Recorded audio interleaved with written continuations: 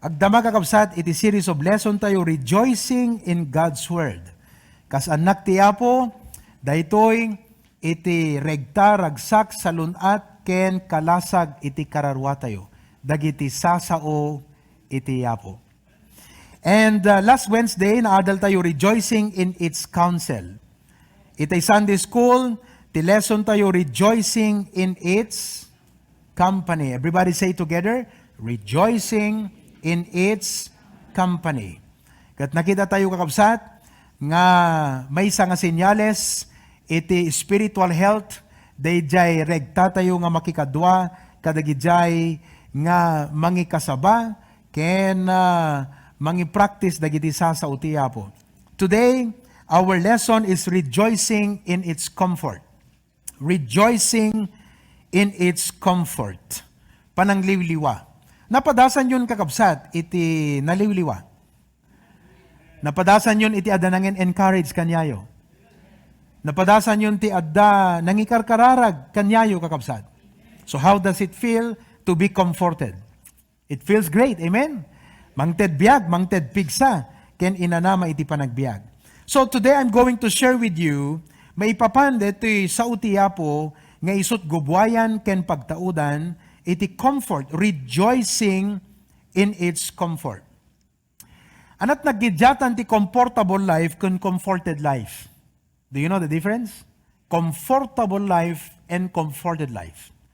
Ti comfortable life ket adaken kuana dagiti luxury ken conveniences ti panagbiag. Mabaling nga napintas nga balay, napintas nga trabaho, mabaling nga digiti kayat mo nga gatangen ket nalakamlaeng nga magatang because affordable kadayjay means of living mo, wano dijay lifestyle mo. But not all people who are living a luxurious, comfortable life has a life that is strong and healthy inside. So nga, timasapol tayo, awamang kada tayo digiti nga comforts, wano luxury, wano convenience, ti panagbiag. Ti importante, kat makita kan marikna tayo, ti kanayon nga panangliwliwa, ken panangpapigsa ti Apo kada tayo. Because aging gana nga ditay pa'y dumanon sa jay langit, agsasaganad, wano agsasalupang tunga kan kanayon, dagiti adu nga suot parikot dagansen, ken problema iti panagbiag. And it is by the comfort of the Lord, not only that we will survive, but we can thrive. Pinagdungmak iti Wednesday ti word nga surviving life can thriving life. Ti surviving life ket to stay alive. Dete tapnulaeng agbiag ka. Our goal as Christians is not only to stay alive, but to thrive. Ngagballaygi ka nagbunga tayo, iti pamatigan pa nagserbi ti Apo. Ket daytoy iburay ko kada kayo ita nga gundaway, ti maysa nga tulbek, tapnon ti Christian life kun ti pamati tayo, agbalin nga thriving, flourishing, ken fruitful kakabsat. Rejoicing in the comforts, dagiti sasao iti Apo. Number 1, it is our source of hope. It is our source of hope. Dagiti daddo makakabsat ket addaan datay superstitious beliefs. They find hope kadagitoy makungkunang ananib.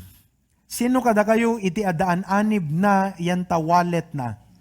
Itayag naman ti ima na kakabsat. People try to find hope. Nga DJ, $1 nga ikabil na kasla isot gasgasat. No umay kakabsat ti Palm Sunday, mapandag putol kadagiti bulbulong ti palmera, ket mapanda pa bendituan, sa danto agawid nga ikabil kadagiti cabinet, wano kadagiti tawtawa, wano kadagiti ridridaw, hoping nga dayto iti mangimbitar, iti kinagasat, ken kinabless nga panagbiag. Ngem ti inanama tayo awan kadagito nga ananib. Ti inanama tayo awan kadagitoy funsoy, wano kadagitoy superstitious beliefs, nga dayjay gasgasat, wano swerte-swertehan. Ti inanama tayo kakabsat, ket adda kadagitoy sinao inkari ken pamilin iti Apo. Psalms 119:49-50. Kasto iti kuna ni Salmista David.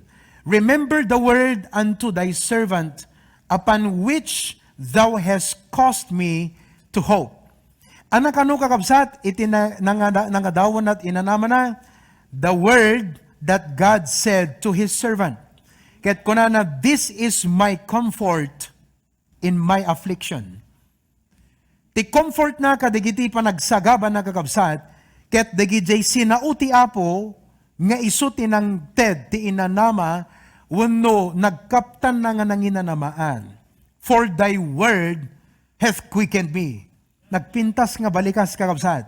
Liliwanak, ket isuti ng TED, regta, biag kanyak, lang to.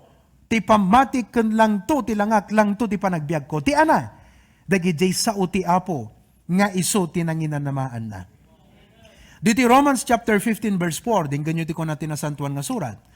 For whatsoever things were written aforetime, dagiti kanu amin na banag nga sinurat idi, dagitoy, nalanad ti nasantuan nga surat, were written for our learning. Na isurat tapnon makaadal tayo. Amuyo ti Kristiyano ket biag nga panagadal. Awan sarday, awan sardeng nga panagadal. Panangammo, panang sukimat, ken panang birok, panang sukay, dagiti nasantuan nga surat ken sao itiyapo. Whatsoever things were written aforetime were written for our learning, that we, tababaen, iti panagananos, and comfort of the scriptures might have hope. So very clear, iti tiyempo nga ti maysa Kristiyano kadagsagaba ken masuot ti adu nga parikot ken problema ti panagbiag. Daytoy sao ti Apo iti ayan nga pangsapulan tayo ti inanama nga pagbiagan tayo. Isu nga kanayon ko nga ibagbaga nga digiti word of God saan mo man nga makabisado ken maikabe sa amin. Ngem agdadala ko masumagmamano nga bersikulo nga tilinaon na karkariti apo nga pagbalinem nga life verse. Diya mo kakabsat no inyaplayo daytan, diya mo no pinagbiagan yon, ket no inrugi yon, nagasat ka. Gaputa ti sa utiapo, tinagserbi nga pundasyon mo. Mayari ka kaday masirib nga builder, nga uray imay idititudong imato ti layos, jay balay na ket saan nga narakrak wenno nadadael gaputa na ibangon ti rabaw ti bato. Kuna ni Apo Jesus kasta kanut pakayarigan ti maysa nga tao nga dumngeg ken pagbiagan na dagiti sasao iti Apo. So manen I challenge you, hanyuman nga maikabesa ken makabisado amin na verses ti Bible, ngem pumili tayo kakabsat, kumita tayo kas panangiturong iti Espiritu Santo, ti sumagmamano nga bersikulo, nga tilinaon na karkariti Apo, ta isudat klamaren ken pagbiagan tayo. It is our source of hope. Kaya't kung ibaga kakabsat that we find hope, masarakan tayo gayam tinamnama in God's revealed reasons. Anat revealed reasons? Nga minapo Diyos kakabsat, ibaga na ti rason no apay nga umay dagiti problema ti panagbiag. Nagasat ka no adda boss mo, nga no adda pang baunan na ka, kat i-explain na pa di reason. Ngam ka adwan saan. Basta no andat imbaga na, ingka ko na, ibaga na ti reason kung saan, agtungpal ka, gaputa boss isuna. But to our God, ibaga na kakabsat digiti reason for our trials and hardships in life. Kat nagmayat nga maawatan tayo. They purpose ti Apo kadagiti agdama nga sagsagabaen tayo. Kasla ti arig na ag-complain jerik nam, maka-give upon day panunot mo, ngem no maipakaawat lakat king ka, day na Diyosan ken panggep ti Apo, no apay nga kasapulan nga paglasatam dayta, tadan tugayam na pintas nga panggep iti Apo, dikat maddaan ka ti inanama. Now this is a point. For example, when your life seems to be broken by God, kung ang buhay mo ay parang binabasag ng Diyos, hindi upang gawin niyang wala kang kwenta. Alam mo, pag may binabasag ka, wala na kasing kwenta yun para tapon. Iso nga, dapat ay shredder ko na tayo. Tadigito'y bond papers kan papapel, nga awanan serbina katrabeng nga maibulengan, anat aramidon tayo. They will be cut into thin pieces, tapnon launen, dayjay sako nga pagibelengan tayo. Ket no dadada kitay items ti unag ti balay, nga kasapulan na maibelengan, awan serbinan, what do? We break them. We destroy them. Pero kung ang Diyos ay mukhang binabasag niya ang buhay mo, hindi upang gawin niyang wala kang kwenta. Ito ay dahil nais kanyang i-remold according sa hugis na nais niya. He cannot remold you according to the image nga kayat na nga pangmulyan jay biyag mo unless nga basagen na dayjay dati nga daan nga katataom ken kababalin mo. He has to break your life. And sometimes the Lord will accomplish this through problems. So nga maawatam detakat ko nam Lord, nagsakit metten digiti nga mapaspasamak ti panagbiag ko. Ngem no gayam isut wagas mo, tapnon ti kastaket buraken nak, ket mapukaw kanyak ti kinapalangguad, kinamanagim bubukudan, ket mabalinnak nga mulyen. Apo, I welcome the sufferings. Agbaliw, DJ perspective tayo, we begin to realize that our sorrows, dagiti pagladladingitan, will become a powerful sermon. In fact, no, daddo makakabsat, mas effective pa'y nga dinggen, daytay bersikulo nga itestimonyo ti maysa nga tao nga nasuot, kaysa di mailawlawag yan ti pulpito. Dati pa nang ilawlawag ko kada kayo kakabsat kat mabaling agsugel ka nga mangdingeg kanyak. Ngem no daytoy bersikulo, same verse nga ibagbagak, ket paneknekan ti maysa nga tao nga dimmalan ti suot ket kuna nakakabsat. Dagitoy nga sasautiyapot nagbiagak ken nang liwliwa kanyak idi dumteng kanyak ti panakasuot. Dayjay siguro kakabsat iti mas effective nga mas powerful pa nga sermon. So nga ibagak manen kakabsat dagitoy sa utiyapo ti pangadawan tay tinamnama tayo. Your pain will be a preaching. At habang ito yung point, habang nauunawaan natin ang purpose ng Panginoon sa mga pagsubok natin, lalong lumalakas ang ating loob na harapin ito na puno ng pag-asa.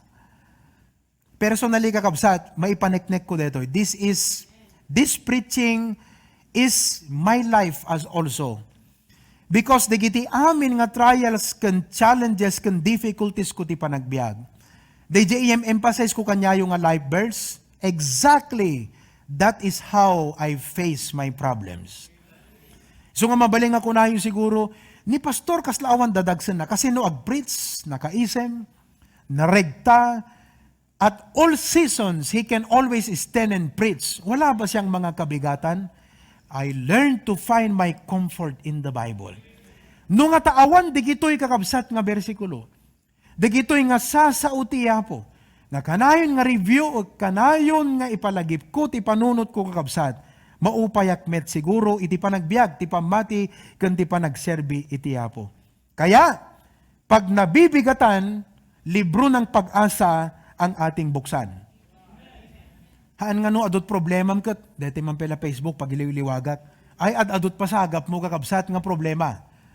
At adu iti, itad naking ka nga dadagsen. Iso nga kuna na di Romans 15:4 and I read once again. For whatsoever, shall we all read together, begin? Were written for our learning, that we through patience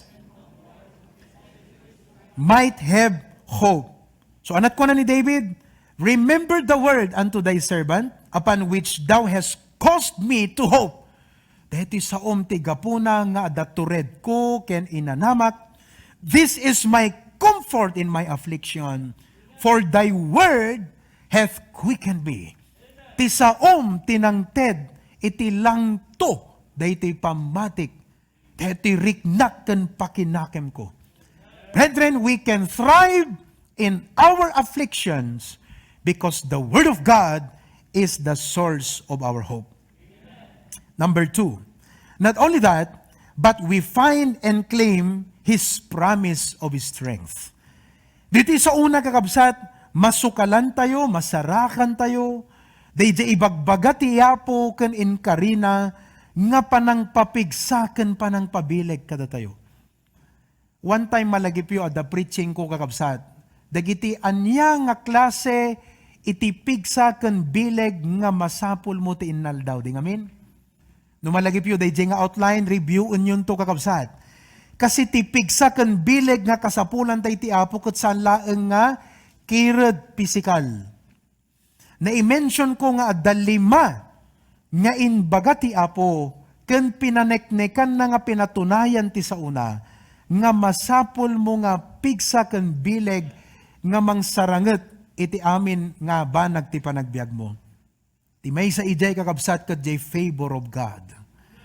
Uray gayam na laing tayo, uray natalunggadingan tayo, uray adda resources tayo, no awan jay favor ti Apo, basit iti magudilan tayo. Ngem no adda ti ima ti Apo, nga maitabla kaday jay kinanumu tayo, dakdakkel kanad adayot papanan na, kaysa jay tao nga adaken kuan at kinalaing. What do you call that? Is strength and might. Review yun tulatan kakabsat, 5. But we find the strength that God gives, ket isut mabalintay nga klamaren. Psalms 119 verse 28. Again, the psalmist David said, my soul melteth for heaviness. Anat melt? Numainitan, deta ice, anat kwen na? Kasjay tirik na ni David. Kasla yelo, kasla ice nga na-expose ti na pudot, nga siray ti init, ket isuna narunaw. Apay kakabsat, nga ti kararwana ket narunaw, gaputi kadagsen iti bakbaklayan na. Is that what you feel at times? Nagkapoy ka. Okay? Agkapoy tayo, gapu ka dagiti dadagsen. Anat ti kararag na, strengthen thou me according unto thy word. Tikait nga sa wen, ited mo kanyak Apo, di ibagbagam nga pigsa. According unto thy word, di imbagam nga pigsa Apo, ited mo kanyak. Day ti meaning na day nga verse. Iso nga nagasat tayo, tanaamuan tayo, day preach ko nga 5 nga klase ti pigsang engkariti Apo. Kat no dumteng ti panagkapoy mo, mariknam nga kasla basit ti magudilam. Ingka ka day nga verse, day nga message nga in-share ko, review em, kat klamarem, day pigsa nga kasapulam iti dayta nga kinakapoy mo. Kat kunam, Lord, strengthen thou me according, papigsaen nak, kas mayan nurot kaday jay kinunam. Ano deti klam-klamaren na nga pigsa? I believe he is going back to Deuteronomy kasi Old Testament deto. Deti klinamar na lukwa nga pigsa kakabsat kat deti Deuteronomy 33 verse 25. Deti jay bagbagana, most likely. Ngamin inkariti Apo kunana, thy shoes shall be iron and brass. Imagine that. Marunot nga rod, pa'y kakabsat no landok mo ta sapatos mo? Ha? Thy shoes shall be iron. Kaya nga sawen, hantupulos nga grunot. As thy days, so shall thy strength be. Kung ti Apo, no kasanot ka adunto ti aldaw mo, kastan tumet ti kaadu ti pigsam. Kat kuna ni David, Apo, day jengin karim, itod mo kanyak. That is what he's saying in the verse. Strengthen thou me according. So manen kakabsat, i-invite kayo, ag life verse tayo ngamin. Hanang angaw, dati bagbagat ka life verse. No inyurugimon kakabsat, nga in-apply di panagbiag mo, well and good, nagasat ka. Gaputan nakita mon kakabsat, ti sekreto tinabili ka panagbiag. Now let me give you a point. We all have our defining moments in life. Nga digito nga sitwasyon, nga dumteng ti panagbiag parikot ken problema, mabalin nga apektaran da ket baliwan da kakabsat, dayjay panaganayas panagtaray, ken turong iti panagbiag. Maybe you have a problem today ket kunam, oh Lord, no saan ko nga malaktaw, ken saan nga mapagbaligyan kuno ang panulong mo kanyak, kaday ti agda mga problema, Apo, this can change everything in my life. Ang tawag natin dyan, defining moments. Hindi lahat ng oras ay matibay tayo. Yes or no? Nakapsot kakabsat ti panag-respond tayo Right? Left. Okay. Hindi lahat ng oras ay matibay tayo. Kaya dapat lagi tayong magpalakas sa Panginoon. Picture nyo na cellphone nyo, dahil kakabsat, tamabaling i-post yun to yung Facebook, makatulong ka dagita gagayem yo. Di yun laam mo, dahil simple nga balika sa kasta kakabsat, kat isut oxygen da. Anak ko na ni Psalmist David, my soul melted for heaviness. Humble and honest isuna nga nangikamang ti kasasaad na tiyapo. Pinanghinaan siya ng loob dahil sa kanyang kabigatan at ang kanyang hiningi na palakasin siya sang-ayon sa salita ng Diyos. Now let me tell you something. Whether you agree or not, reality ito. This is the point. Kung minsan, hindi natin masasabi na kahit matagal na tayong Kristiyano, matibay na tayo. Sino kada kayo tinabayagan na Kristiyano? Masasabi mo bang matibay ka na talaga? Di natin masasabi yan. Itong si David na nung una matapang niyang hinarap si Goliath, ngayon ay inaamin niyang pinanghihinaan siya ng loob. Samantalang at this point, he was already seasoned. Adot na lasatan nan, adot na pagbaligyan nan. Ngem dimteng latatibiyag nagat ko na apo, agkapoy tiriknak. Kaya hindi natin masasabi na kahit matagal na tayong Kristiyano, sadyang matibay na tayo. Let me read what he said again. My soul melted for heaviness. Kaano na nga imbaga dito? Nabayagan na pasamak, kalpasan, idi, na-defeat na ni Goliath. Kadambuyo, hantay nga detay rabrabaken kakabsat. Masapol nga kas Kristiyano, umayman dagiti balaygi, ken nasayaat nga plastar ti panagbiag. Ditay paanlilaw, agpakumbabatay tulat ta kumanga kan kanayon ti Apo. Ket bigbigen tayo nga kunatayo, Apo nohan nga gapuken ka, jak naragpat digitoy. Ket no awan ti panulong mo ken pamapigsam kanyak, jak maituloy iti panagserbigan ka. And you know what? Praise God. Because when we come to Him acknowledging that we are weak, He doesn't despise us. No umay kakenkwana nga nugutem ti kinakapoy mo, saan na kanto nga tagibasiten, when noong ungtan, when no kaslakat katawaan. Ti Apo na asi, ket napudno nga mangtungpal ti sa una. The Lord giveth grace to the humble. That God resisteth the proud, and He giveth grace to the humble. An nadan tayo kakabsat, detay biyag nga, rimang aylat basit ket agpalangguad, tiriknanan. Umangatlat basit ket kaslang haanan marikna, hanan kasapulan ti agdingeg, dagiti sasao ti Apo. Hante ipalubos nga lilawon na tayo, dayjay nga kaririknagan panunot. Because the more blessings we have, the more accountability we will give to the Lord. No, at adut pamendisyon ken ipatalik ti biag tayo, dakdakkel ti require iti Apo ti biag tayo, ket no awan dagitoy nga panulong ken pamapigsana kada tayo kakabsat, we will surely fail. And we will surely faint. Amuna kakabsat, deti ko na ti Isaiah 40:31, but they that wait upon the Lord shall renew their strength. They shall mount up with wings as eagles. The psalmist knew of the kind of strength that God gives. Kat digitoy, nga inkaritiyapo nga bileg nga ited na kanikawus na, kan pangbalkot na ken kanyak, pinangako at pinatutuhanan ng Diyos ito sa kanyang salita.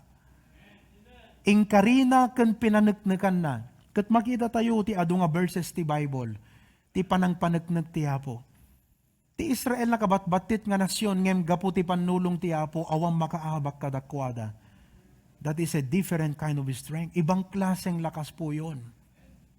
Ni Samson nga idi, nga nagbasol, ket na nagundawayan en isuna kakabsat, dagiti kalaban, nga sinat da di matana, pinarigat da isuna, Kad iti bigbigan na kat kunana, apo kunana, pakawanen nak, iti nagkurangak, inanugot na kakabsat, kat kunana, apo ti maminsan pa'y nga gundaway, papigsaem ito'y adipen mo, tapnon ti kasta, dagito'y kabusor mo apo, kat maabak da.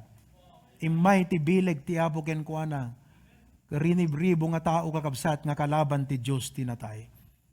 Digito'y nga inkariti apo nga pigsa, pinaneknikan na. Dayjay ti kitaem no umay king kat panagkapoy. Kat kunam Lord, klamarek daytoy imbagam nga pigsa nga ited mo apo. We find and claim the promises of His strength. The strength that God promised. Ano pa'y kakabsat? Itirag-o tayo kadagiti sa una, number 3. Upat la detoy.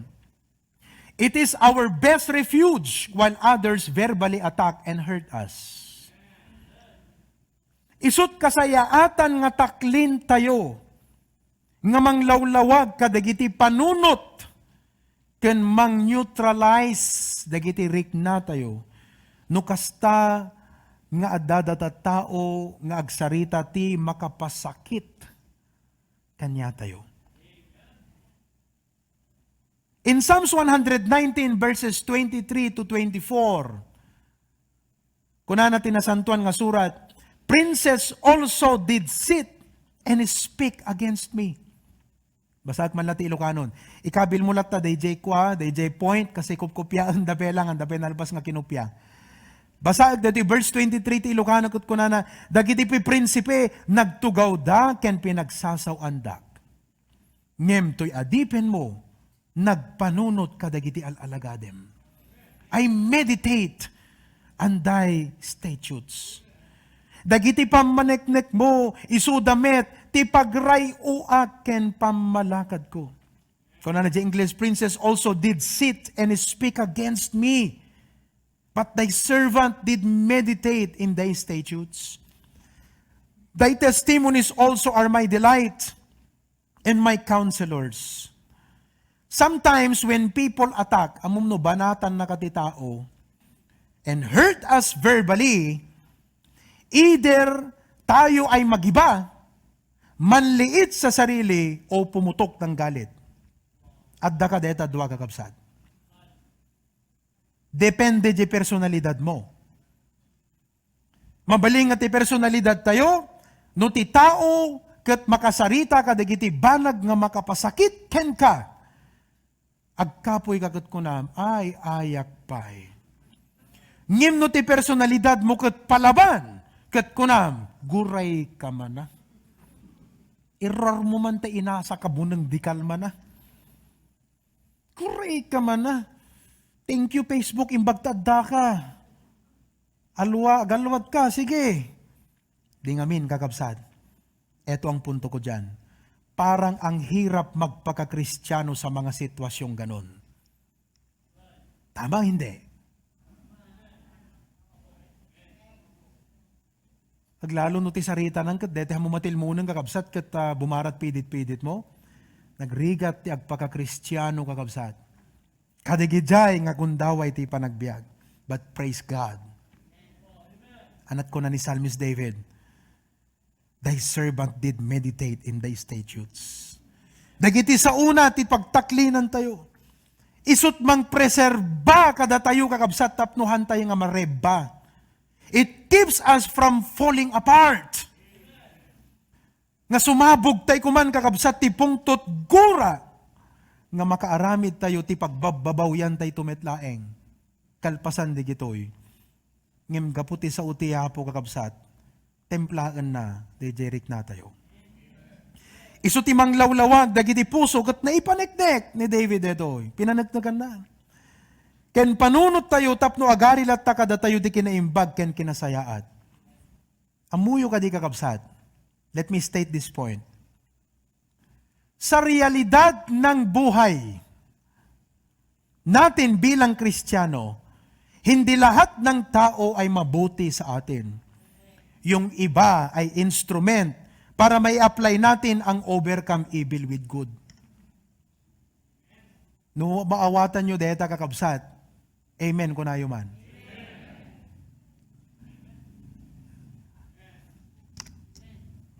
Utubon nyo pa lang kakabsat dayjay.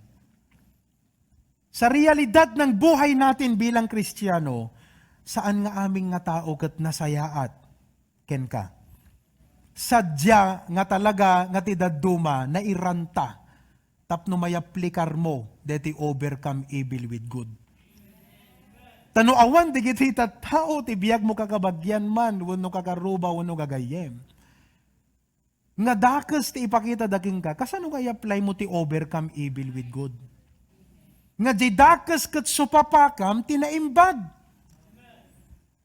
Di gito'y kumatlaglagi pun tayo nga sasao ti Apo kakabsat. No umay kada tayo, di gito'y nga suot ti panagbiag. Those circumstances become opportunity to manifest the fruit of the Spirit. Deti fruit of the Spirit kakabsat, kat ti season na nga panagbunga, no adda di opposite na. Example, ti may nga bunga ti Spirit kat love. Agari deta king ka, kas panagipagpagnam ti Apo, no ti tao, gurguraan na ka. Hatred. Joy. Deti nga bunga, kakabsat katagari kada tayo, no umay dagiti adu nga sen naay ken leddaang ti panagbiag. Joy! When the opposite happens, that's when the fruit of the Spirit manifests. Diti church tayo, adult members tayo nga, ti family members yung kat unsaved, ayan. Diyaman tayo tadigyan, dumagat palpalubusan, daki ti parents yung umay makigimong. Ngayon mabaling adda kayo, di kita'y tinaganak yukat no agawid, kakat ko apasabtan na ka nga sigot, ti makapasakita sa rita, aya. Tagbayag tagimong yaw. Kas lang kayat nang ibaga nga, ingkaman numalimang. Di ba, ang sakit nun, parang mahirap yung sitwasyon, makapungtut tirik na, no dikit di maupay ka. Kat ko nam, Apo, apay kastoy mo na po, nagrigat. Di ba, kakabsat? Tapos umay ka, didi ka pilyagat, awa man lamang paguniking ka. Isot gapo na mo ta kakabsat nga, at pipinagunit ay mo ta, amen? Di mo lang amuno anamot ti problema, deta kaabay mo ta. Everyone is facing a battle you know nothing about. Baka deta kaabay mo kakabsat kat agproblema ti kaado nga obligasyon na nga bayadan. Tama hindi? When? Kahit iso nga, agtap-tapaw ta panunot na kakabsat. Cloud 9. So why not ko nam itang bigat? Brad, okay ka lang? Aladawagan man, Brad, okay ka lang? Sis, okay ka lang? Bang kakabsat? Di mo amuno anat problema na? Di mo amuno dahita nga kabsat, when no gayem, ket ada family problem na? Ket imay lang dito yung kakabsat, tapnon di kasta ket maliwliwa itirik na. Baban ka, dagiti kang kantagan, dagiti sasauti Apo. So nga mula ta is naban.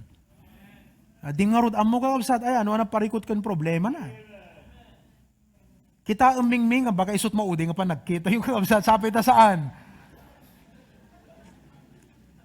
Ha? Oh. So, napakadaling isang tabi ang pagkakristyano natin kung minsan yung bang, Jack lang nga Kristiyano.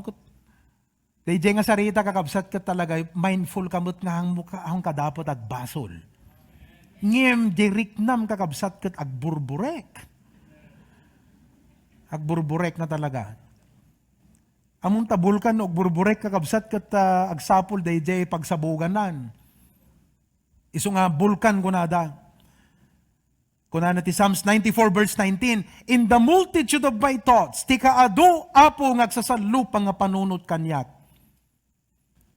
Apo, dagiti panangliwliwam, isutrag utoy pusok. What a blessing! In the multitude of my thoughts within me, ti kaado nga panunot, nga gagabet kanyak, Apo. Dagiti panangliwliwam, isutrag utoy kararuak. So di mapilaw nga kunana, dati salmista, yes, nagsarita dati mailaban ken makapasakit kanyak, ngem, dagiti pagalagadem sasaom, isuda iti pinanpanunot ko.